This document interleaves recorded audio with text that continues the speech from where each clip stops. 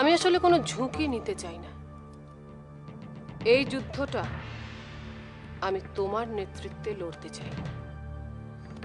তুমি হবে সেনাপতি আর আমি তোমার আজ্ঞাবহ সৈনিক মাত্র। বুঝেছি।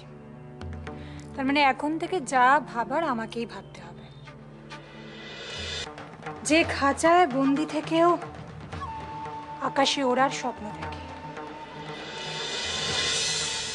একমাত্র সেই আমায় সাহায্য করতে পারে দিদি। আবার শুনলাম তার মৃতদেহের কাছে নাকি হরিপুঞ্জের একটি ছুরিকাও পাওয়া গেছে। আচ্ছা, সত্যিই কি হরিপুঞ্জ এই হত্যাকাণ্ডের সঙ্গে জড়িত? আচ্ছা, অনুসন্ধানের নিশ্চয়ই কাজটা শুরু হয়ে গেছে। কোনো সূত্র কি এখনো পাওয়া যায়নি? বলুন না, ঘাতকের ব্যাপারে কি আপনারা কিছু জানতে পেরেছেন? সৌর সেন,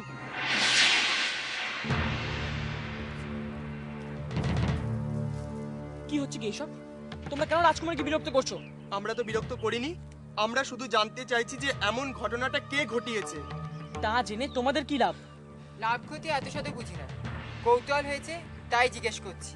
আমরাও দেশে পিতার সন্তান নই, আমাদের পিতারা দেশের মাননীয় মন্ত্রী। তাই তোমার মতো আমাদেরও যথেষ্ট অধিকার আছে আভ্যন্তরীণ তথ্য জানার। আর আমরা চাইলে প্রভাব খাটিয়ে তোমার মতন যা খুশি করো, কিন্তু যা করার তা আশ্রমের বাইরে গিয়ে করো।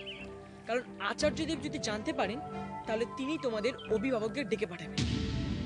তোমরা যদি নিজেদের বিপদ নিজেরাই ডেকে আনো তাহলে তো। মিহির, মিহির অনেক হয়েছে, এবার চলো তো। কোথায়? ভুলে গেলে কার সাথে আজ আমাদের আলাদা করে কথা বলা খুব প্রয়োজন? চলো মিহির।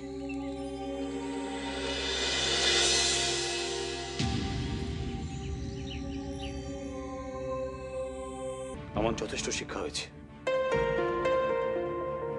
আমি আর আপনাদের কোনো বিষয়ের মধ্যে জড়াতে চাই না। আমাদের ব্যাপার মানে? শোনো মহানামা, আমরা আমাদের জন্য কিছুই করছি না।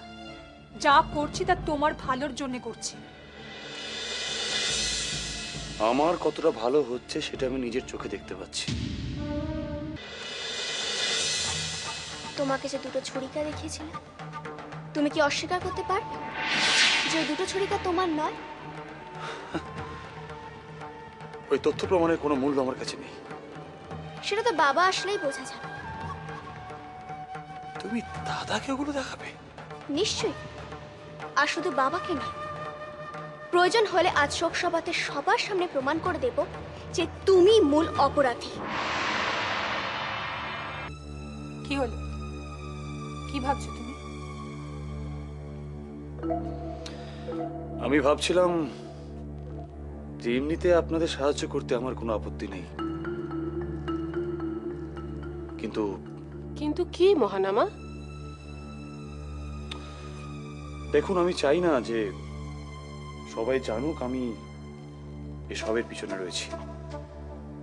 খনা এমনিতে আমাকে কেউ কিচ্ছু টের পাবে না, কারণ আমরা আগের থেকে অনেক বেশি সতর্ক হয়ে গেছি। কেউ যেন বুঝতে না পারে যে আমি। কেউ কিচ্ছু টের পাবে না। সবাই শুধু এটাই ভাববে সিংহলের সময়টা খুব খারাপ যাচ্ছে।